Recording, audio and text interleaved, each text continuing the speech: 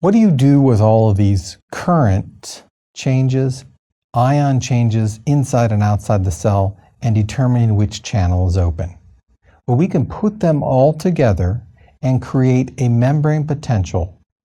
Membrane potential changes are important for signaling. Things like a nerve will use an action potential to move information and ions down its neuron. So let's go through what this process looks like. In green here, we have an action potential. We start at a resting membrane potential of -70.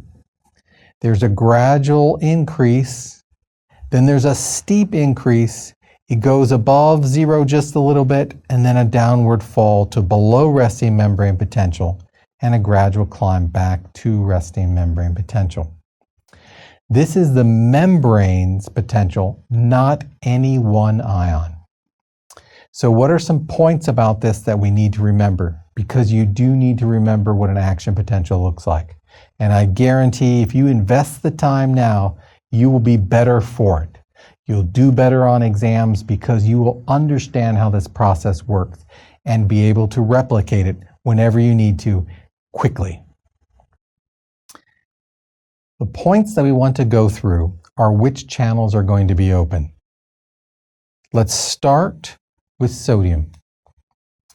This first portion of the current is a sodium channel opening. Sodium channels open rapidly and then deactivate rapidly. This is the cause for the initial upward trajectory after you've reached what we like to call threshold. You might ask, well, what is threshold?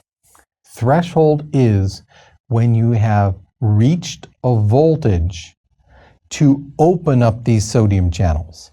They open up at a particular voltage, and as soon as you get to that voltage, boom, those channels open, and then boom, they close. That initial rise or depolarization is caused by sodium. Why did it want to go up? Because sodium wants to travel from an area of high concentration to low, from outside the cell to inside the cell.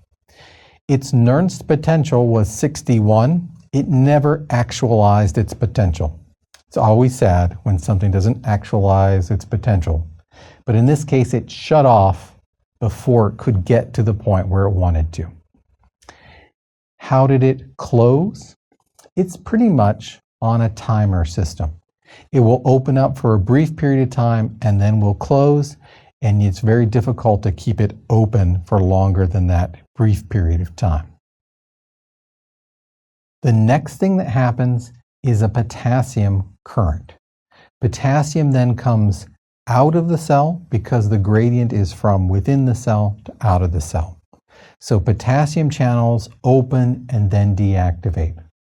Hopefully you've noticed from this response that potassium is a little bit slower to open and a little bit slower to deactivate. And that allows for that current then to fall back down, even to a little bit below baseline.